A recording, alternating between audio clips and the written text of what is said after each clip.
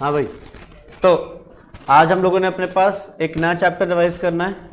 Chapter का नाम है शेयर कैपिटल। ठीक है, काफ़ी बच्चे जो कॉमर्स वाले हैं ये शेयर कैपिटल का चैप्टर पढ़ के आ चुके हैं 12th क्लास के अंदर, तो मेजॉरिटी बच्चों को आते ही होगा। कुछ ही बच्चे जो साइंस वाले जिनको ने शायद ये ना पढ़ा हो, अदरवाइज मेजॉरिटी कॉमर्स वाले या सीएम वाले बच्चों ने पढ़ रखा होगा। ठीक है, तो शेयर कैपिटल में पहली चीज़ तो वर्ड क्या है, शेयर क्या है। शेयर होता है स्मॉलेस्ट यूनिट ऑफ कैपिटल। ठीक है, जो आप होल्ड करते हो अपनी कैपिटल कंट्रीब्यूशन में। ठीक है, तो जो आपका हिस्सा है वो हो गया आपका शेयर। किस में हिस्सा, कैपिटल में जो हिस्सा है वो आपका हो गया शेयर कैपिटल। तो हम कैपिटल को छोटे छोटे टुकड़ों में डिवाइड कर देते हैं 10-10 रुपए के, जिनको हम हमारी शेयर की फेस वैल्यू बोल देते हैं। वैसे शेयर कैपिटल की जो फेस वैल्यू है जरूरी नहीं 10 रुपये हो, आप उसको 1 रुपये भी रख सकते हो। तुम जब आगे चल के प्रैक्टिकल लाइफ में उतरोगे, जब एक्चुअल में शेयर खरीदने निकलोगे, तो तुम्हें दिखेगा कंपनीज के शेयर्स की फेस वैल्यू 1-1 रुपये भी है।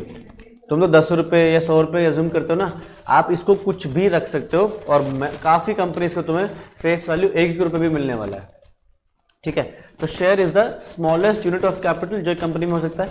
ठीक, अच्छा, शेयर्स एक कंपनी में कितने तरह के हो सकता है, प्रेफरेंस शेयर्स और दूसरा इक्विटी शेयर्स।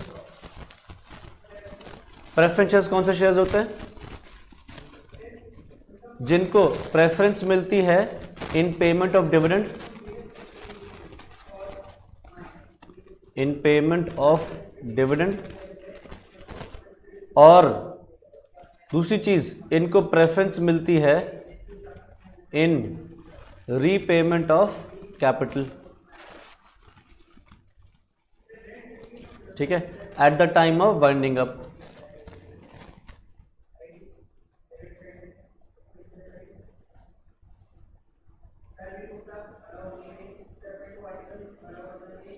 तो कहने का मतलब क्या है, प्रेफरेंस शेयर्स को डिविडेंड पहले मिलेगा इक्विटी वालों से, और इनको जब कंपनी वाइंड अप होगी तो इक्विटी शेयर्स से पहले इनको प्रेफरेंस दी जाएगी इनकी कैपिटल रीपेमेंट के अंदर। ठीक है, इक्विटी शेयर्स कौन से हैं, वो शेयर्स जो प्रेफरेंस शेयर नहीं है वो इक्विटी शेयर्स हैं। मतलब जिनको ये प्रेफरेंस नहीं मिल रही है वो शेयर्स क्या बन जाएंगे, इक्विटी शेयर्स। ठीक है, अच्छा, हमारी जो एक कंपनी में कैपिटल होती है वो कैपिटल कितनी होगी ये कहाँ मेंशन्ड होता है, एक कंपनी की कैपिटल कितनी होगी ये कहाँ मेंशन्ड होता है, कंपनी के मेमोरेंडम ऑफ एसोसिएशन में। कंपनीज एक्ट में पढ़ के आए हैं कि कंपनी के मेमोरेंडम ऑफ एसोसिएशन में मेंशन्ड होता है। कहाँ पे लिखा होता है मेमोरेंडम ऑफ एसोसिएशन में, कहाँ पे लिखा होता है, कैपिटल क्लॉज में। एक ही के याद आया, बाकी सबकी ट्यूबलाइट ऑफ है। कैपिटल क्लॉज में लिखा होता है कि कंपनी की कितनी वो होती है, capital authorised share capital company की मैक्सिमम कितनी रहेगी। ठीक है, अच्छा, ध्यान रखना एक चीज़ में तुम्हें ऐसी बात बता रहा हूँ जो तुम वैसे तो इंटरमीडिएट में सीखोगे, बट अभी बता रहा हूँ कि आप ऑथराइज्ड शेयर कैपिटल जो मर्जी चाहो नहीं रख सकते। क्यों, क्योंकि अगर आपने ज़्यादा रख दी तो आप जितनी भी ऑथराइज्ड शेयर कैपिटल अपने मेमोरेंडम में लिखोगे उतने पे आपको स्टैम्प ड्यूटी पे करनी पड़ती है सरकार को। ठीक है, तो अगर मैं ऑथराइज्ड शेयर कैपिटल, वैसे तो लेट सपोज मुझे बिजनेस स्टार्ट करने के लिए 10 लाख रुपये ही चाहिए और मैंने कैपिटल क्लॉज में लिख दिया मेरी कैपिटल रहेगी 1 करोड़ रुपए, मुझे लगा क्या फ़र्क पड़ रहा है, तो आपको सरकार को 1 करोड़ के ऊपर स्टैम्प ड्यूटी पे करनी पड़ेगी। ठीक है, तो इसलिए ऑथराइज्ड शेयर कैपिटल भी कंपनी सोच समझ के रखते हैं, ये नहीं कि कुछ भी जो मर्जी उठा के रख देती है। ठीक है, तो कैपिटल क्लॉज में मेंशन होगा कंपनी के। अब कैपिटल क्लॉज में क्या मेंशन होगा, कंपनी की authorised share capital, maximum share capital जो एक कंपनी इशू कर सकती है। ठीक है, तो वो एग्जांपल लेते हैं, लेट सपोज कंपनी ने लिख दिया 1 करोड़ उनकी ऑथराइज्ड शेयर कैपिटल है। ठीक है, और इन्होंने इनके ऊपर स्टैम्प ड्यूटी भी जो पे करनी थी पे कर दी। अब कंपनी इस ऑथराइज्ड शेयर कैपिटल में से कितनी शेयर कैपिटल इशू कर रही है उसको बोलते हैं हम इशूड शेयर कैपिटल। तो मान लो अभी कंपनी को सिर्फ 10 लाख रुपए की ही जरूरत है, तो कंपनी ने क्या किया, 10 लाख के शेयर्स इशू कर दिए, तो उसको क्या बोलेंगे हम, इशूड शेयर कैपिटल। अब इशूड शेयर कैपिटल के बाद कंपनी क्या करती है, पैसा मंगवाती है, तो पैसा जो मंगवाती है उसको क्या बोलते हैं, कॉल्ड अप शेयर कैपिटल। ठीक है, अब कंपनी को वैसे तो चाहिए 10 लाख रुपए, बट इमीडिएटली जो रिक्वायरमेंट है मान लो वो है सिर्फ 6 लाख रुपए की, 4 लाख रुपए वो बाद में मांगेंगे, तो क्या हो गया, कॉल्ड अप शेयर कैपिटल हो गई 6 लाख। और फिर लोग इसमें पैसा देंगे, जिनको भी कंपनी का शेयर चाहिए तो वो पैसा देंगे, तो क्या हो जाएगी, कंपनी की पेड अप शेयर कैपिटल आ जाएगी। तो मान लो कंपनी ने 6 लाख मांगे और लोगों ने 6 लाख ही दे दिए हैं, तो पूरे के पूरे 6 लाख हो जाएगी। लोगों ने इससे कम दिए हैं तो उससे कम हो जाएगी। ठीक है, बट ध्यान रखना पेड अप शेयर कैपिटल कभी भी कॉल्ड अप से ज़्यादा नहीं हो सकती, कॉल्ड अप कभी भी इशूड से ज़्यादा नहीं हो सकती, इशूड कभी भी ऑथराइज ज़्यादा नहीं हो सकता। तो ये सब एक दूसरे के सबऑर्डिनेट्स हैं। तो सबसे ऊपर है ऑथराइज्ड, फिर है इशूड, फिर है कॉल्ड अप, फिर है पेड अप। वैसे बीच में एक और आता है सब्सक्राइब्ड, कि सब्सक्राइब्ड शेयर कैपिटल कितनी है, बट कहने के लिए वो ये कि मतलब है कि भाई जो आपने इशू करे हैं उसमें से कितने लोगों ने शेयर्स एक्चुअली में लिया, तो वो होगी सब्सक्राइब्ड शेयर कैपिटल। उसके बाद आ गया कॉल्ड अप कि कितने लोगों ने पैसा, कितना पैसा आपने मंगवाया है, और लास्ट हो गया paid up share capital, actually में लोगों ने कितना पैसा पे करा। अब पेड अप शेयर कैपिटल का फॉर्मूला क्या है, कॉल्ड अप शेयर कैपिटल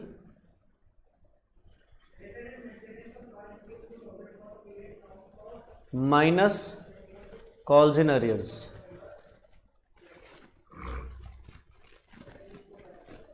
ठीक है, तो यहां से क्या आएगा, paid up share capital.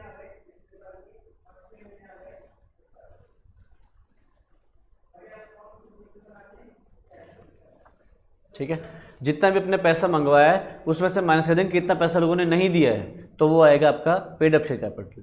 Calls in arrears जो है उसके ऊपर हम इंटरेस्ट उनसे लेते हैं, बताना कितना इंटरेस्ट हम लेते हैं, हम उनसे इंटरेस्ट लेते हैं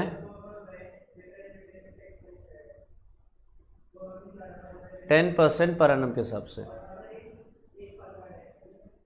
ठीक है, मतलब वैसे तो कॉल्स इन अरियर्स पर अगर आपको इंटरेस्ट लेना है तो आपको आर्टिकल्स ऑफ एसोसिएशन में मेंशन करना पड़ेगा कितना रेट से लेना है। अगर आपने आर्टिकल्स में कोई चीज़ नहीं लिखी तो टेबल एफ जो कंपनीज एक्ट का है वो कहता है मैक्सिमम 10% तक आप ले सकते हो। ठीक है, ऑथराइज कॉल्स इन अरियर्स के ऊपर ब्याज जो होता है। ठीक, अच्छा, तो ये तो हो गया हमारा बेसिक शेयर्स का कि ब्रेकअप स्टार्टिंग का जो होता है। फिर अब देखते हैं हम अपने पास शेयर्स हम कैसे कैसे इशू कर सकते हैं। इशू ऑफ शेयर्स, तो हम शेयर्स को इशू कर सकते हैं फॉर कैश या फिर फॉर नॉन कैश कंसिडरेशन। ठीक है, पहले ये देख लेते हैं फॉर नॉन कैश कंसिडरेशन क्या है। नॉन कैश कंसिडरेशन मतलब क्या है, हमने लोगों से उन पैसे नहीं लिए शेयर्स के बदले, हमने उन लोगों से कुछ और ले लिया, उनकी कोई सर्विसेज ले ली, उनसे असेट्स खरीद लिया, उनका बिजनेस खरीद लिया, ऐसा कुछ कर लिया। तो नॉन कैश कंसिडरेशन का अगर करना है तो उसके अंदर 3-4 पॉसिबल सिनारियोज हैं। जैसे हमने शेयर्स इशू करे प्रमोटर्स को, जो हमारे बिजनेस स्टार्ट करने वाले लोग हैं प्रमोटर्स, उनको क्या कह सकते हैं कि आपने कंपनी स्टार्ट करने के पहले कुछ खर्चे करोगे, जिनको बोलते हैं प्रीलिमिनरी एक्सपेंसेस या फिर प्री इनकॉर्पोरेशन एक्सपेंसेस। तो वो क्या होता है, वो खर्चे प्रमोटर्स वापस मांगते हैं कि कंपनी तेरे बिहाफ हमने खर्चा किया था, ये खर्चा में वापस दे। तो कंपनी क्या करेगी, पहले अपने पास उस खर्चे को बुक करेगी, तो उसकी एंट्री क्या करेंगे वो, प्रमोशन एक्सपेंसेस डेबिट या प्री इनकॉर्पोरेशन एक्सपेंसेस डेबिट या प्रीलिमिनरी एक्सपेंसेस डेबिट, कुछ भी, जो भी किसी भी नाम से लिख दो, टू प्रमोटर्स। ठीक, और फिर क्या करेंगे, प्रमोटर्स को शेयर इशू कर देंगे, promoters debit to equity share capital. और अगर आपने इनको शेयर्स प्रीमियम पे इशू करें तो क्या आ जाएगा यहाँ पे, टू सिक्योरिटीज प्रीमियम। ठीक है, अब इसमें जब ये नंबर ऑफ शेयर्स निकालने की बारी आएगी तो नंबर ऑफ शेयर्स कैसे निकलेंगे, ये सारे सिनेरियोज के बता रहा हूं, जो आगे वाले सिनेरियोज हैं उनके लिए भी। अगर हमें नंबर ऑफ शेयर्स निकालने हैं तो ये नंबर ऑफ शेयर्स कैसे निकलेंगे, आप करोगे total amount to be paid, total amount to be paid divided by issue price of one share. Issue price of 1 share. ठीक है, तो लेट अस सपोज हमने प्रमोटर्स को देने 2 लाख रुपए, ठीक है, और हम अपना एक शेयर उनको इशू कर रहे हैं मान लो 50 रुपीज़ पे। तो क्या करेंगे, नंबर से निकालने के लिए, वैसे तो शेयर्स की फेस वैल्यू 10 रुपये है, पर हम कितने पे दे रहे हैं, 50 रुपये, मतलब 40 रुपये का प्रीमियम है। तो नंबर शेयर्स निकालने के लिए क्या करेंगे, हम 2 लाख को डिवाइड करेंगे 50 से, कितने नंबर शेयर्स आ गए, 4000 शेयर्स, है ना, 4000 शेयर्स आ जाएंगे। अब क्या करेंगे, हम यहाँ पे करेंगे 4000 पे 10 रुपये यहाँ आ जाएंगे 40,000, और 40 रुपये का हम प्रीमियम ले रहे हैं, तो 4000 इंटू 40 कितना हो गया, 1,60,000, तो 2 लाख यहाँ आ जाएगा। ठीक है, हमने नंबर ऑफ शेयर्स आगे के सिनेरियोज में भी ऐसे ही निकालने हैं। ठीक, दूसरा, और हम कैसे इशू कर सकते हैं, हम दे सकते हैं अंडर राइटिंग कमीशन। जो भी हमारे अंडर राइटर्स हैं, हम उनको क्या कह सकते हैं, आप हमसे पैसे मत लो, आप हमसे क्या ले लो, शेयर्स ले लो। तो हम क्या करेंगे, सबसे पहले कमीशन का खर्चा बुक करेंगे। तो एंट्री क्या होगी, अंडर राइटिंग कमीशन डेबिट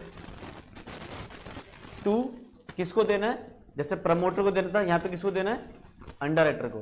तो पहले हमने खर्चा बुक करा और फिर हमने लायबिलिटी बुक कर ली, और फिर जब उनको शेयर्स दिए तो जैसे हम प्रमोटर्स को दिए वैसे आप क्या देंगे, अंडर राइटर्स को देंगे। Underwriter debit to equity share capital, और अगर शेयर प्रीमियम पे इशू कर रहे हैं तो टू सिक्योरिटीज प्रीमियम। ठीक है, नंबर ऑफ शेयर्स इस केस में बिल्कुल सेम निकलेंगे, अमाउंट ऑफ कंट्रैक्टर को जितना पे होना है उसको डिवाइड कर दोगे इशू प्राइस से। इशू प्राइस क्या है, वो प्राइस जिस पे आप शेयर इशू कर रहे हो, चाहे वो फिर पार पे या प्रीमियम पे, जितने भी वैल्यू पे है आप वो वैल्यू लिख दोगे यहाँ पे। और क्या है, और कैसे इशू कर सकते हैं हम कह सकते हैं, अगर हमने किसी से असेट खरीदा है, असेट्स परचेज करे हैं और उन असेट्स की पेमेंट हमने करनी है, तो फिर क्या एंट्री बनेगी, एंट्री बनेगी असेट डेबिट टू वेंडर और vendor debit to equity share capital और to securities premium reserve. Same चीज इसके अंदर भी, अमाउंट नंबर ऑफ शेयर्स वैसे निकले जैसे अभी निकले थे। और एक जो लास्ट है वो कैसे हो सकता है, अगर हम बिजनेस परचेज कर रहे हैं किसी का, अगर हम बिजनेस परचेज कर रहे हैं तो इसकी क्या एंट्री होगी, सबसे पहले तो हम करेंगे सन्ड्री असेट्स डेबिट, गुडविल भी आ सकता है, goodwill debit to sundry liabilities to vendor और टू कैपिटल रिजर्व। ठीक है, तो लेट अस सपोज हमारे पास जो सन्ड्री एसेट्स हमने परचेज करे हैं वो है 10 लाख रुपए के, और लायबिलिटी जो हमने परचेज करी है वो है 2 लाख रुपए की। सवाल तुम्हें बता रहा है, मान लो कि मैंने बिजनेस परचेज करा और पेमेंट करनी है अब 6 लाख रुपए की। ठीक है, तो बुद्धि लगाओ, आपने किसी के एसेट खरीदे 10 लाख रुपए के, लायबिलिटीज खरीदी कितनी, 2 लाख रुपए की, तो अल्टीमेटली पेमेंट कितनी करनी चाहिए, 10 लाख माइनस 2 लाख, 8 लाख, क्योंकि आपने एसेट खरीदे 10 लाख के, 2 लाख की लायबिलिटीज ले ली तो लायबिलिटीज आप माइनस कर दोगे, तो पेमेंट कितनी करनी चाहिए, 8 लाख। पेमेंट कितनी बुक कर रहे हैं हम वेंडर के नाम से, सवाल देगा ये, ऐसा नहीं तुम्हें निकालना पड़ेगा, सवाल ये देगा 6 लाख, तो 8 लाख देने चाहिए, दे कितने रहे हो, तो फायदे में हो कि नुकसान में, 8 लाख देने चाहिए, 6 लाख ही दे रहे हो, फायदे में हो कि नुकसान में, फायदा। तो क्या करेंगे हम, 2 लाख का कैपिटल रिजर्व बुक कर देंगे। ठीक है, वहीं अगर उल्टा हो जाए कि अगर वो तुमसे कह दे कि हमने वेंडर को पेमेंट जो करी है वो है 12 लाख, तो चेक करो 10 लाख माइनस 2 लाख, 8 लाख पेमेंट करनी चाहिए, पेमेंट कितनी कर रहे हो, 12 लाख, मतलब 4 लाख ज्यादा दे रहे हो, नुकसान है, तो वो नुकसान क्या करेंगे हम, गुडविल के नाम से डाल देंगे। तो डिपेंडिंग की सवाल में क्या आ रहा है, हमें उस हिसाब से गुडविल लिखना है या फिर कैपिटल रिजर्व लिखना है, जो भी हो सकता है। ठीक है, उसके बाद अब उनको शेयर देंगे, तो एंट्री क्या करेंगे, same vendor debit to equity share capital to securities premium reserve. Number of share इस केस में भी वैसे ही कि 12 लाख, यहाँ पे जो भी वेंडर के नाम पे आएगा पेमेंट उसको डिवाइड करेंगे हम इशू प्राइस ऑफ शेयर्स से। ठीक है, तो ये हो गया अगर हमने शेयर्स इशू करे हैं फॉर नॉन कैश कंसिडरेशन। अब हम अगर शेयर्स इशू करना चाहते हैं फॉर कंसिडरेशन फॉर कैश तो कैसे कर सकते हैं? हम पैसा कैश वाला या तो इकट्ठा मंगा सकते हैं या फिर हम पैसा इंस्टॉलमेंट में मंगा सकते हैं। ठीक है, अगर हम पैसा लमसम में मंगा रहे हैं तो उसकी एंट्री क्या होती है?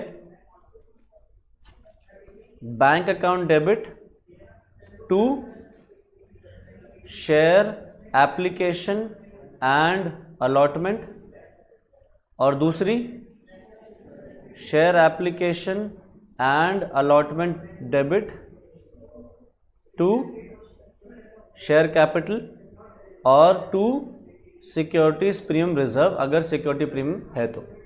इंस्टॉलमेंट से मंगवानी है तो मान लेते हैं कि एप्लीकेशन है, अलॉटमेंट है और फाइनल कॉल है, 3 है, तो एंट्री क्या बनेगी? पहली bank account debit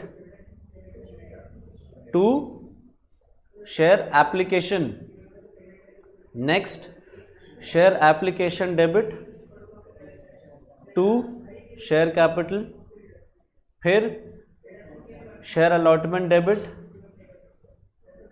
to share capital, अगर प्रीमियम है तो टू सिक्योरिटीज प्रीमियम रिजर्व, फिर बैंक अकाउंट डेबिट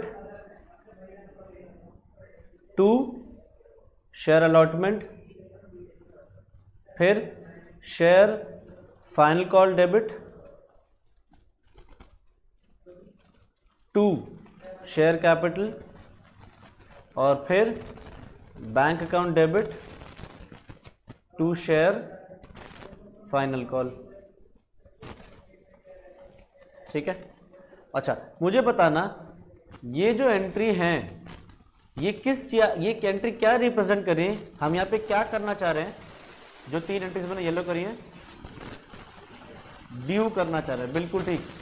ये जितनी भी एंट्रीज हैं ये वाली, ये सब किसकी हैं? ड्यू करने वाली हैं। तो अगर ड्यू करने वाली हैं तो ये वाली जो एंट्री है जो मैं अभी कर रहा हूँ, इसके पे मेरा हाथ यहाँ है, ये वाली एंट्री तो सबसे पहले होनी चाहिए। ड्यू पहले करते हैं फिर रिसीव करते हैं, हमने पहले ये क्यों पैसा क्यों रिसीव कर लिया? क्यों? ये तो मुझे पता है क्यों करते हैं। ठीक है,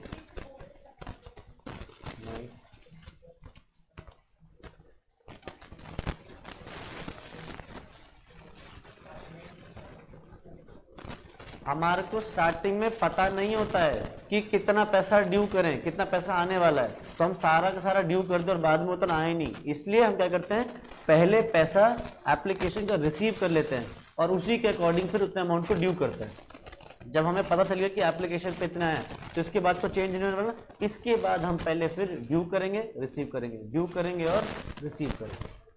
ठीक है, तो ये हो गया हमारा अलॉटमेंट इंस्टॉलमेंट्स वाली एंट्री। ठीक है, अच्छा और क्या है?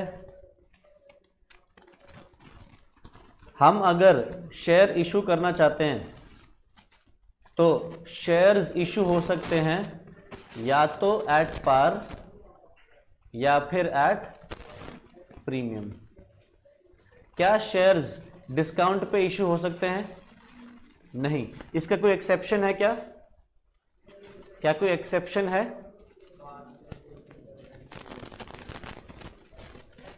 नहीं, एक्सेप्शन से मेरा मतलब है क्या हम शेयर्स किसी को डिस्काउंट पे इशू कर सकते हैं? क्या कोई भी ऐसा है दुनिया में? नालायकों, जो कंपनी के एम्प्लॉयज हैं, आप उन एम्प्लॉयज को स्वेट इक्विटी शेयर्स दे सकते हो। स्वेट इक्विटी शेयर्स मतलब जो पसीना बहाते हैं कंपनी में, उनको आप इक्विटी शेयर्स दे सकते हो सस्ते रेटों पे एट अ डिस्काउंट। बट उनके अलावा किसी को भी आप डिस्काउंट पे शेयर्स नहीं दे सकते। तो या तो एट पार दे देंगे या फिर एट प्रीमियम। एट पार का मतलब क्या है? अगर फेस वैल्यू 10 रुपये है तो आप उसकी जो इशू प्राइस रख रहे हो वो भी कितनी है? 10 रुपये है। एट प्रीमियम का मतलब क्या है? फेस वैल्यू 10 रुपये है और आपकी इशू प्राइस रख रहे हो 15 रुपये, 20 रुपये, जो भी। ठीक है, मैं तुम्हें एक नॉर्मल एग्जांपल, लाइफ से रिलेटेड एग्जांपल बता रहा हूँ कि शेयर का कंपनी इश्यू प्राइस में स्टार्टिंग में 10 रुपये रखती है, बट जब कंपनी लाइफ में फर्स्ट टाइम पब्लिक से पैसा उठाती है ना, तो 15 रुपये, 10-15 रुपये, 2-4 रुपये का प्रीमियम नहीं लेती, वो सीधा एक साथ 400-500 रुपये ले लेती है। मतलब अगर एक अच्छी कंपनी है तो वो एक बारी में बहुत मोटा प्रीमियम लेते हैं। तो मैं तो स्कूल में सिखाया जाता है कि हाँ भाई 20% का प्रीमियम, 10-15% का प्रीमियम, इस तरीके से सिखाया जाता है। बट एक्चुअली में जब कंपनी, एक अच्छी कंपनी शेयर इशू करती है, तो कुछ कंपनी तो एक बार में 800-900 रुपये भी मांग लेती हैं। तो 900 रुपये मांग रही है मान लो इशू प्राइस, जिसमें 10 रुपये हो गई फेस वैल्यू के, तो बाकी का सारा क्या है, प्रीमियम हो जाता है। ठीक है, तो रियल लाइफ में बहुत बड़ा हैवी अमाउंट प्रीमियम मांगा जाता है, सवालों के लिए छोटा कर देता है। ठीक है, तो एट शेयर इशू होगा एट पार या फिर एट प्रीमियम। अच्छा, तो हमने लमसम पे एंट्री कर ली, इंस्टॉलमेंट्स की एंट्री कर ली हमने। ठीक है, और क्या है अब इसके अंदर, अगर मान लो प्रीमियम की एंट्री हमें आती है या कर लें डिस्कस। अच्छा, प्रीमियम अगर नहीं बताया सवाल ने कि प्रीमियम वो कहाँ पे ले रहे हैं, तो प्रीमियम हम कौन सी अमाउंट पे लेते हैं, अलॉटमेंट पे मांगते हैं। अगर शेयर इशू अलॉटमेंट इंस्टॉलमेंट्स में हो रहे हैं तो अलॉटमेंट में ड्यू करते हैं, अदरवाइज सवाल खुद बता देगा कि कहाँ पे प्रीमियम का पैसा उन्होंने मांगा। ठीक है, अच्छा, अब अगर कॉल्स इन अरियर्स है और मान लो अलॉटमेंट का, मैं एग्जांपल ले रहा हूं कि मान लो अलॉटमेंट पे ड्यू थे 2 लाख रुपए, पर जो रिसीव हुआ है वो है 1,95,000, और सवाल तुमसे कह रहा है इसकी एंट्री करके दिखाओ, मतलब पूरा एंट्री मांग रहा है सवाल में। तो एक है without opening calls in arrears, without opening calls in arrears, और दूसरा है by opening calls in arrears account. ठीक है, तो मुझे बताना बस ये वाली अलॉटमेंट रिसीव करने वाली एंट्री क्या होगी अगर हम अलॉटमेंट का कॉल्स इन अरियर्स का अकाउंट नहीं खोल रहे हैं, तो क्या एंट्री होगी, bank account debit to share allotment, कितने से, 1,95,000 से, और अगर कॉल्स इन अरियर्स खोल रहे हैं तो bank account debit calls in arrears debit to share allotment amounts, पहले 2 लाख, 1,95,000, 5,000 और 2 लाख। अच्छा, अब मेरा सवाल ये है कि इसको आगे कंटिन्यू करें एग्जांपल को, when calls in arrears is received, when calls in arrears is received, तब क्या करेंगे बताओ दोनों केस में।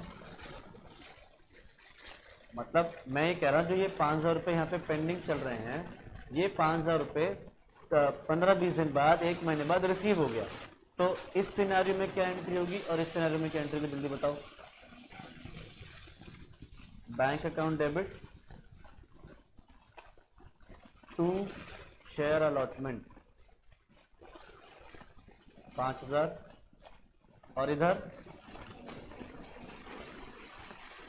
Bank account debit to calls in arrears 5,000। ठीक है, अच्छा, अगर मैं बात करूं मुझे इंटरेस्ट चार्ज करना है on calls in arrears, interest on calls in arrears अगर मुझे चार्ज करना है, तो बताओ इसकी एंट्री क्या होगी। हाँ,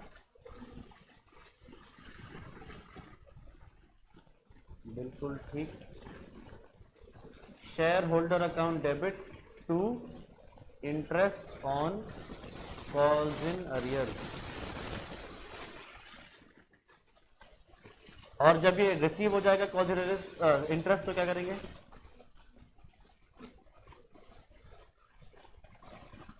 नहीं, ये कॉल्स इन अरियर्स पे ब्याज जब हमें रिसीव होगा, पैसे मिलेंगे इसके, तो क्या एंट्री होगी? वही तो उसने बोली नहीं। Bank account debit to share holder.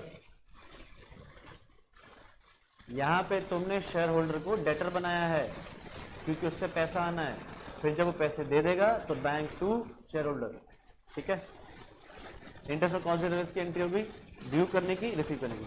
अच्छा, इस इंटरेस्ट और कॉन्सिडरेंस के साथ क्या करेंगे? प्रॉफिट लॉस में ट्रांसफर कर देंगे। एंट्री क्या होगी? Interest on calls in arrears debit to statement of PNL. ठीक है, तो कॉल्स इन अरियर्स हो गया हमारा। नेक्स्ट देखते हैं कॉल्स इन एडवांस।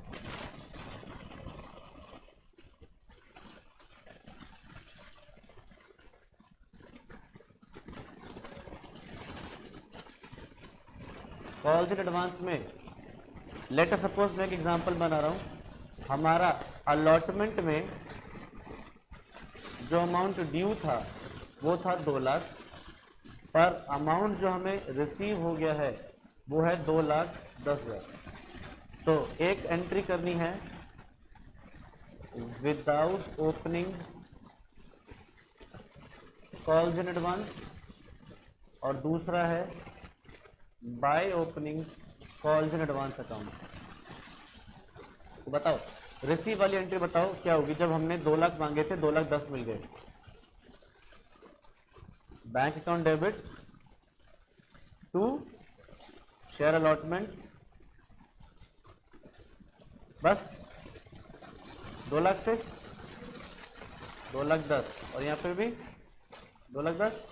बहुत बढ़िया, नालायक।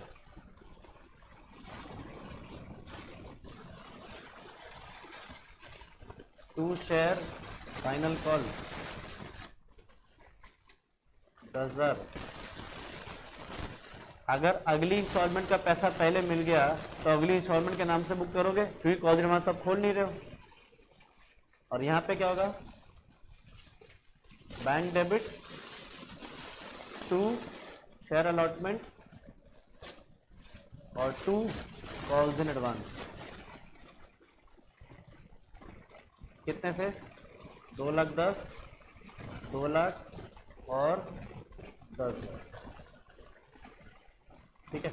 अच्छा, आगे चल के जब इस कॉल्स इन एडवांस को एडजस्ट करेंगे तो क्या करेंगे?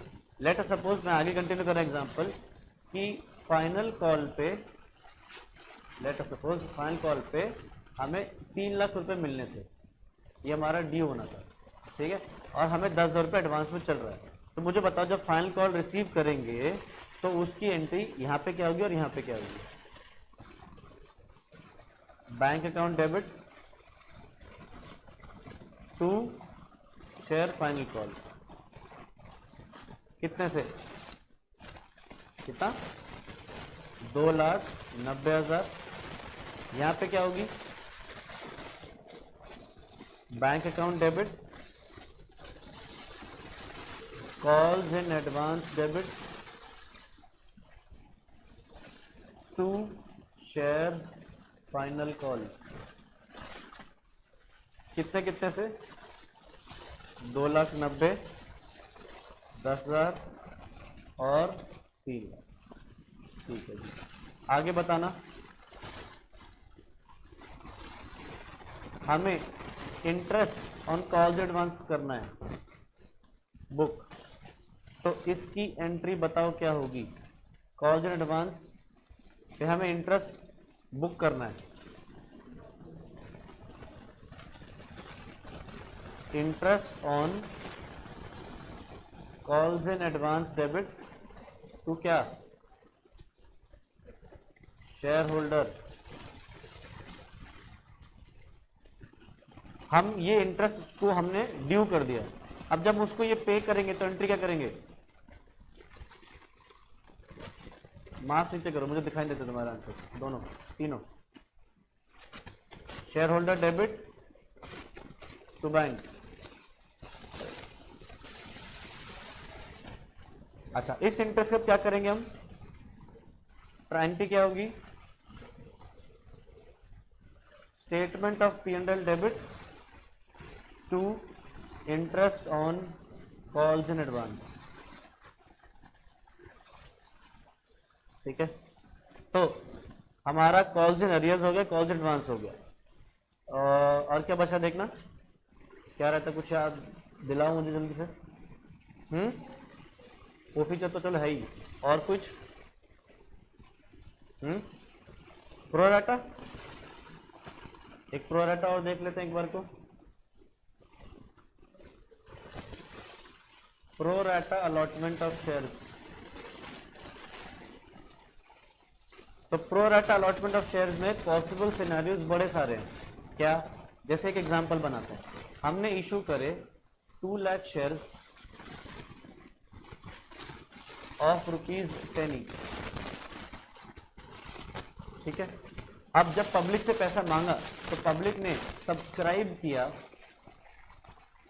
Late us suppose for 3 lakh shares. तो इसके पॉसिबल सिनेरियोज क्या क्या बन सकते हैं। पहला कि कंपनी ने इशू कर दिए 2 लाख शेयर्स और रिफंड कर दिया 1 लाख शेयर्स का पूरा पैसा। मतलब उनके किसी का भी, जो भी जिनका पैसा पहले आ गया उनको पहले शेयर दे दिए, जिनका पैसा बाद में आया उनके 1 लाख वापस, 1 लाख शेयर वापस कर दिया।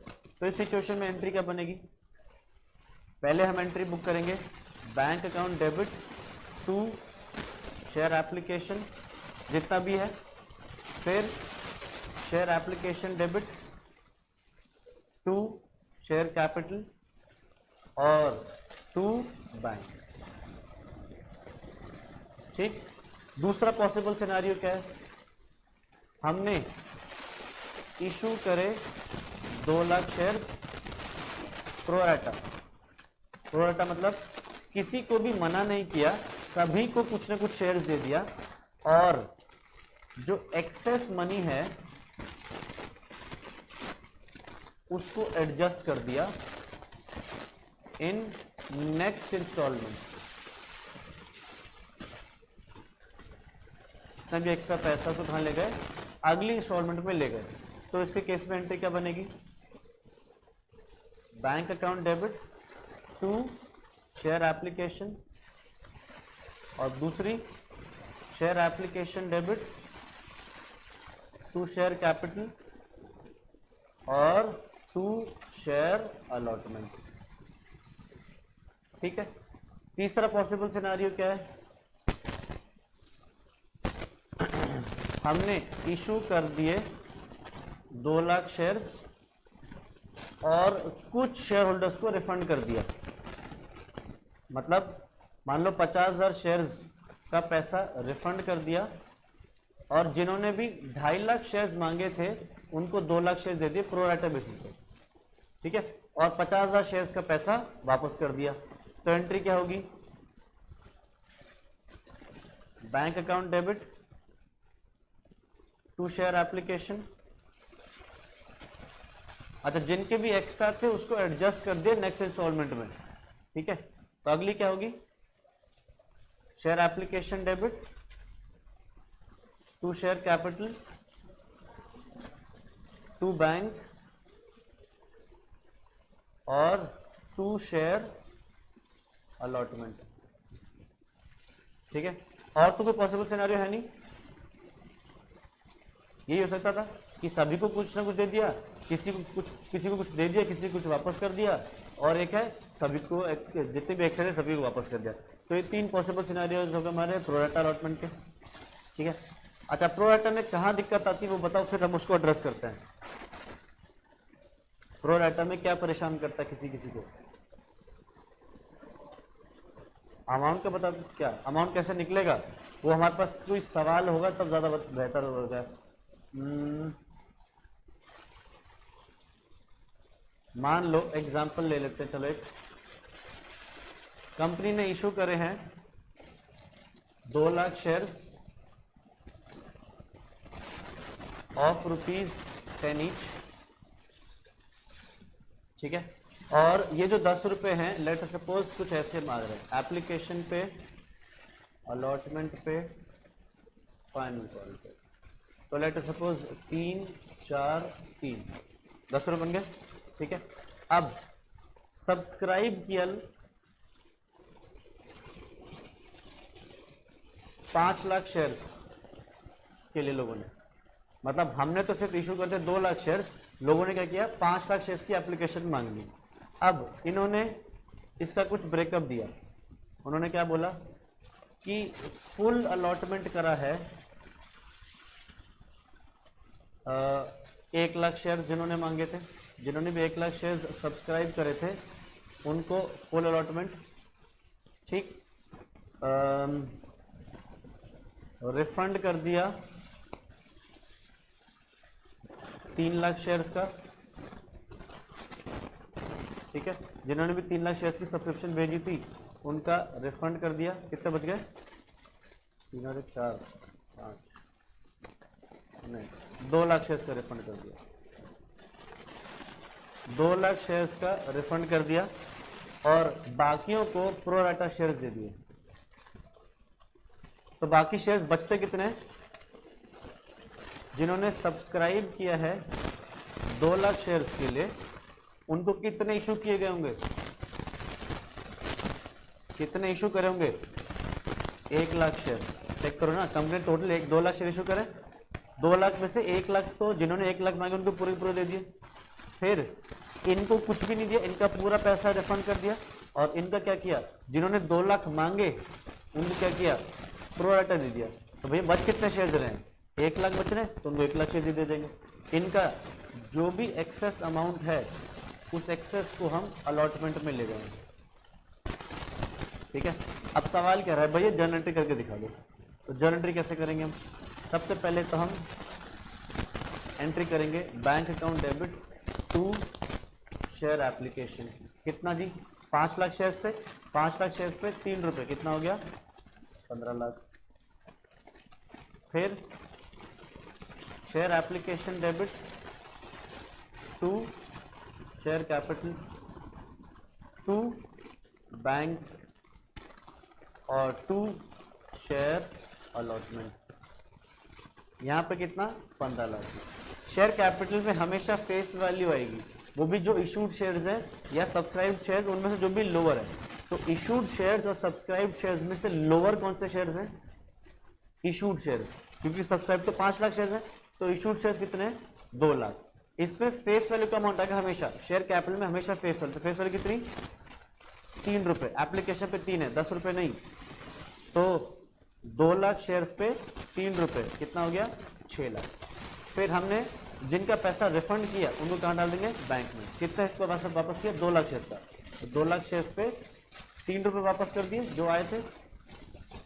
आगे एक्सेस कितना है 1 लाख शेयर्स का पैसा, तो 1 लाख शेयर्स पे जो उनके 3 रुपये हैं वो हमने वापस कर दिए, तो 6 6 12 12 3 15। नेक्स्ट अलॉटमेंट ड्यू करेंगे तो उसकी क्या एंट्री बनेगी, share allotment debit to share capital, कितना कितने शेयर्स, इशूड शेयर्स या subscribe shares whichever is lower. क्या है लोअर, इशूड शेयर्स, तो 2 लाख शेयर्स पे 4 रुपये, कितना हो गया 8 लाख। ये हमने ड्यू कर दिया। अब रिसीव करते हैं अलॉटमेंट का पैसा, bank account debit to share allotment, कितने से आएगा 8 लाख आने थे, 3 लाख आ चुके हैं, तो 5 लाख आने जाते हैं 5 लाख आ जाएगा। और last share final call debit to share capital, कितना वही इशूड या सब्सक्राइब विचएवर इज लोअर, कितने 2 लाख शेयर्स पे 3 रुपये, कितना हो गया 6 लाख, ठीक है। अब हम इसको रिसीव कर लेंगे। अब मैं रिसीव करने में फोर फीचर डाल रहा हूँ, ठीक है, रिसीव करने में फोर फीचर डाल देता हूँ ताकि फिर तुम्हारे को क्लियर हो जाएगा। तो अब मान लो लेट अस सपोज एक आदमी था जिसको अलॉट हुए थे 500 शेयर्स, उसने फाइनल कॉल का पैसा नहीं पे किया, ठीक है, हमने उसके ये शेयर्स फोरफीट कर दिए और हमने इन शेयर्स को री इशू कर दिया एट 9 पर शेयर फुल्ली पेड अप,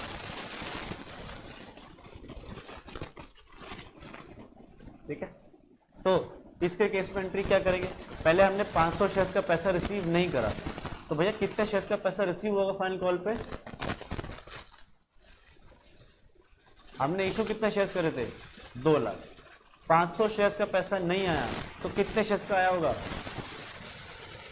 1,99,500, तो उन शेयर्स पे 3 रुपये मिलेंगे, देखना कितना आएगा, सीधे सीधे 1500 हटा दो, 6 लाख में से 1500 हटा दो, बैंक टू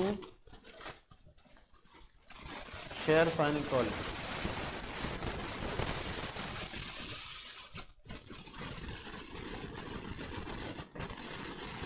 ये आ रहा है क्या 598,500, तो 500 शेयर्स पे 3 रुपये नहीं आए तो 1500 रुपये नहीं आए, तो 6 में 1500 नहीं आया तो मैंने 1500 माइनस कर दिया, नहीं तो तुम क्या कर सकते हो 199,500 इंटू 3। अब हमने क्या किया, इसके शेयर फोरफिट कर लिए, तो फोरफिट के अंडर में क्या सीखिए, share capital account debit to forfeited shares और टू अनपेड इंस्टॉलमेंट, जो भी अनपेड इंस्टॉलमेंट है उसका नाम आ जाएगा, क्या अनपेड है फाइनल कॉल, तो आ जाएगा टू शेयर फाइनल कॉल, ठीक। अब शेयर कैपिटल में क्या अमाउंट आएगा, अमाउंट पता कौन सा आएगा, जो फेस वैल्यू कॉल्ड अप है, पूरी की पूरी फेस वैल्यू मत लिख देना, जितनी फेस वैल्यू मंगाई है सिर्फ उतनी, हमने पूरे 10 रुपये मंगवा लिए, अगर फाइनल कॉल नहीं मंगवाते अलॉटमेंट कहीं पे ही फोरफिट कर देते तो सिर्फ एप्लीकेशन और अलॉटमेंट का ही फेस वैल्यू लिखते, फाइनल कॉल का नहीं लिखते। फोरफिटेड शेयर्स में कौन सा अमाउंट आता है, जितना फेस वैल्यू पेड अप है, जितना मिल गया में वो भी आ जाएगा, प्रीमियम वाला अमाउंट भी, तो इसमें क्या लिखना है, जितनी भी फेस वैल्यू रिसीव हुई है वो, और यहाँ पे बैलेंसिंग फिगर जो अमाउंट अनपेड है, ठीक है। तो हमने उससे पूरे के पूरे 500 शेयर्स पे 10 रुपये ड्यू कर दिए थे, तो 500 इंटू 10 कितना हो गया 5000। फोरफिटेड शेयर्स में क्या है, जितनी फेस वैल्यू पेड अप है, तो उसने एप्लीकेशन दे दिया था, अलॉटमेंट दे दिया था, एप्लीकेशन थी 3 रुपये की, अलॉटमेंट था 4 रुपये का, मतलब 7 रुपये कर दिए, तो 500 शेयर्स पे 7 रुपये मतलब 3500 दे दिए और 1500 उसने नहीं दिए, तो वही क्या ये पैसा वापस कर देंगे हम, जो फोरफिटेड शेयर पैसा डाले क्या वापस करेंगे, नहीं करेंगे। अब सवाल ने बोला था हमने ये शेयर्स री इशू कर दिए, कितने पे 9 रुपये पर शेयर फुल्ली पेड अप, तो क्या करेंगे हम, बैंक अकाउंट डेबिट 500 शेयर्स पे 9 रुपये मांग रहे हैं, तो कितने हो गए 4500, 1 रुपये हम नहीं मांग रहे, 1 रुपये का डिस्काउंट दे दिया, तो क्या करें, डिस्काउंट कहाँ से निकालें, फोरफिटेड शेयर्स में से निकाल लेंगे, तो 500 शेयर्स पे 1 रुपये मतलब 500 रुपये का हमने डिस्काउंट दे दिया, टू शेयर कैपिटल 500, ठीक है। अच्छा, फोरफिटेड शेयर्स में 3500 पड़े थे, 500 हमने यूटिलाइज कर लिए, बचे को क्या करें, कैपिटल रिजर्व में डालेंगे, तो एंट्री बन जाएगी forfeited shares debit to capital reserve, 3500 में से 500 हटा दिए, कितना आ गया 3, ठीक है। अच्छा, तो ये तो हो गया अगर हमने शेयर इशू करा है एट पार, मतलब जो ओरिजिनल शेयर था वो इशूड एट पार है। अगर हम ओरिजिनल शेयर को इशू करें एट प्रीमियम, तो प्रीमियम केस में हमने सीखा है कि भैया ट्रीटमेंट थोड़ा सा अलग होता है, forfeiture of shares issued at a premium, तो इस समय देखा है 2 सिनारियोज होते हैं, अगर हमें प्रीमियम रिसीव हो जाए तो क्या एंट्री होगी, और दूसरा देखा है अगर हमें प्रीमियम ना रिसीव हो तो क्या एंट्री होगी?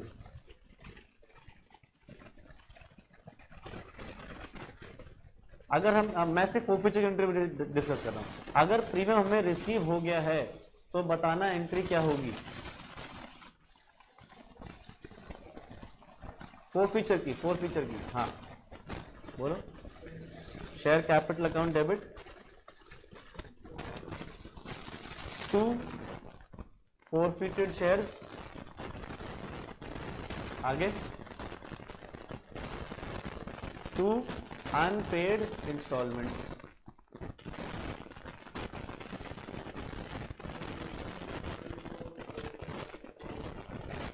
हाँ, share capital debit to forfeited shares to unpaid instalments. या तो आप अनपेड इंस्टॉलमेंट का नाम लिख दो, to share allotment at share final call, जो भी अनपेड है, या फिर आप लिख सकते हो कॉल्स इन अरियर्स भी, ठीक है।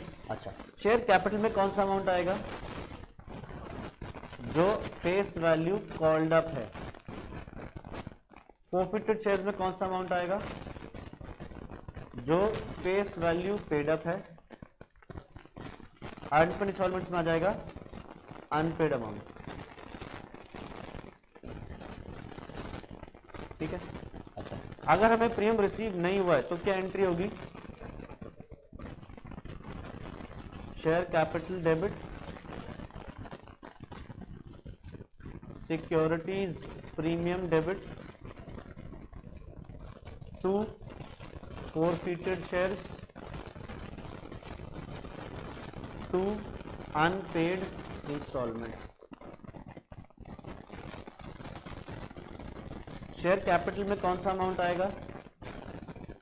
जो भी फेस वैल्यू कॉल्ड अप है। सिक्योरिटी प्रीमियम क्या आएगा? जो सिक्योरिटी प्रीमियम रिसीव नहीं हुआ, जो सिक्योरिटी प्रीमियम नॉट रिसीव्ड है। फोरफिटेड शेयर्स में क्या आएगा? जो फेस वैल्यू आपकी पेड अप है, और यहां आ जाएगा अनपेड अमाउंट। अच्छा, एक सिचुएशन ऐसी होती है कि लेट अस सपोज अलॉटमेंट में एक आदमी से आना था फॉर एग्जांपल 3,000 रुपये, ठीक है। मैं एक एग्जांपल ले रहा हूँ, एक शेयर होल्डर से आने थे 3,000 रुपये, बाकी टोटल का नहीं कह रहा हूँ मैं, सिर्फ एक शेयर होल्डर बता रहा हूँ। 3,000 रुपये का आदमी से आने थे। 3,000 में ब्रेकअप कुछ ऐसा है, 2,000 रुपये फेस वैल्यू के हैं, 1,000 रुपये सिक्योरिटीज प्रीमियम के, ठीक है। इस आदमी ने एप्लीकेशन के वक्त ही अलॉटमेंट का पैसा दे दिया था, क्योंकि प्रोराटा अलॉटमेंट हुआ था, तो प्रोराटा में इसका कुछ पैसा अलॉटमेंट का भी आ गया था एप्लीकेशन के वक्त ही। तो जो इसका एक्स्ट्रा अमाउंट आया था वो था मान लो 500 रुपये का, मतलब एप्लीकेशन में तो पूरा आ गया था, उसके बाद अलॉटमेंट के कुछ एक्स्ट्रा आ गए थे, कितने थे? 500 रुपये। अब हमने इसको शेयर जब अलॉटमेंट का पैसा मांगा तो उसने अलॉटमेंट का पैसा दिया नहीं, तो हमने क्या किया, इसके शेयर्स फोरफीट कर दिए। आपने अगर शेयर्स फोरफीट कर दिए तो हमने एंट्री पास करनी होगी। तो पहले तो ये आइडेंटिफाई करना पड़ेगा, ये 500 रुपये जो एक्स्ट्रा आए हैं ये अलॉटमेंट में उसके कहाँ यूटिलाइज करें, फेस वैल्यू की तरफ की प्रीमियम की तरफ। तो कहाँ करेंगे यूटिलाइज हम? जो एक्स्ट्रा 500 रुपये हैं कहाँ यूटिलाइजेशन रखेंगे उसकी? कि हम क्या मानेंगे, पहले उसने 2,000 दिए हैं या उसने ये दिया है, क्या दिया है? हम मानेंगे ये जो एक्स्ट्रा 500 रुपये आए हैं ये उसके फेस वैल्यू क्या है, ठीक है। तो हम कहेंगे भैया 2,000 में से 500 आ गए हैं, 1,500 नहीं आए, तो जो 1,500 नहीं आए वो अनपेड इंस्टॉलमेंट्स में आ जाएगा। 1,000 का पूरा सिक्योरिटी को रिसीव नहीं हुआ तो सिक्योरिटी को पूरा डेबिट जाएगा 1,000 रुपये। बाकी शेयर कैपिटल फोरफिटेड शेयर में वो अमाउंट रहेगा जितना उसने पे करा, ठीक है। ये हो गया हमारा ये वाला पोर्शन। और क्या रह गया इसके अंदर? अच्छा, अगर हमने फोरफीट करे हैं 500 शेयर, रीइशू कर रहे हैं 300 शेयर, एक वही सिनेरियो बचा था हमारा शायद। हमने लेटर सपोज फोरफीट करे हैं 500 शेयर्स, ठीक है, और इन पे जो अमाउंट है फोरफीटेड शेयर्स का वो है लेटर सपोज 3,000 रुपये। ठीक है, एग्जाम्पल ले रहा हूँ बस कि हमने 500 शेयर्स फोरफिट करे, फोरफिटेड शेयर्स में 3000 रुपये का अकाउंट पैसे पड़ा है। हमने इन शेयर्स में से री इशू करे, लेट अस सपोज 300 शेयर्स हैं, और कितने रुपए में, 300 shares at 9 each fully paid है। तो हमें सोचना है इसकी जर्नल एंट्री क्या होगी, री इशू की। पहले तो फोरफिट की तो छोड़ दो, री इशू की एंट्री क्योंकि हमने 300 शेयर्स री इशू करे 9 रुपए पे और ये फुल्ली पेड अप है। क्या एंट्री होगी, bank account debit, forfeited shares debit, bank account debit, forfeited shares debit to share capital. कितना, 300 इंटू 9 2700। फोरफिटेड शेयर्स में कितना आ जाएगा, 300 शेयर्स पे 1 रुपये का डिस्काउंट 300 रुपये, टू शेयर कैपिटल 3000। ठीक है जी। अच्छा, अब हमने क्या करना है, कुछ पैसा तो हमने यूटिलाइज कर लिया फोरफिटेड शेयर्स में से, कुछ पैसा भी यूटिलाइज नहीं किया, तो कैपिटल रिजर्व में अमाउंट कितना जाएगा, मतलब फोरफिटेड शेयर्स में जो बैलेंस पड़ा है, जो हम एंट्री करते हैं ना यहाँ पे, ये वाली जो फोरफिटेड शेयर्स का जो बैलेंस है, इसमें जो हमने अभी पैसा कलेक्ट कर लिया उस आदमी से, वो है 3000 रुपये। हमें बताना है कि भैया कैपिटल रिजर्व में हम कितना डालेंगे।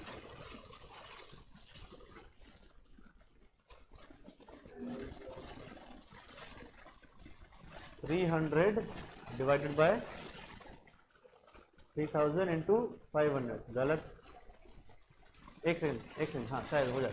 हाँ, हमारे पास 3000 रुपया रखें, तो 3000 को डिवाइड करेंगे 500 रुपये से। इसका मतलब क्या, पहले तो समझो, फोरफिटेड शेयर्स में 3000 रुपये है और आपने फोरफिट करे हैं 500 शेयर, तो 3000 में डिवाइड करोगे 500 से, तो आएगा उस आदमी ने पर शेयर कितने रुपए दिए थे, तो पर शेयर उस आदमी ने 6 रुपये दिए थे, एक शेयर के 6 रुपये दिए, तो 300 शेयर से कितने दे चुका था वो, 1800 रुपये वो हमें दे चुका था, और हमने उसमें से कितना का लॉस उठा लिया, 300 रुपये माइनस कर देंगे, तो 1800 माइनस 300 1500। ठीक है, तो ये वाला भी हमारा ऐसे हो गया। ठीक है, तो आई थिंक शेयर कैपिटल में इस तरह को कुछ है नहीं, हमने सारा मेजरली रिवाइज कर ही लिया। ठीक है, बताओ इसमें कोई डाउट है, कोई चीज़ पूछो तो पूछो, किसी को कोई चीज़ नहीं आती हो, कोई कंफ्यूजन होता हो बार बार, नहीं? चलो तो आज इतना ही करेंगे। ठीक है, इसके आगे नेक्स्ट क्लास में नया चैप्टर रिवाइज करेंगे। आज इतना ही, thank you so much, bye bye.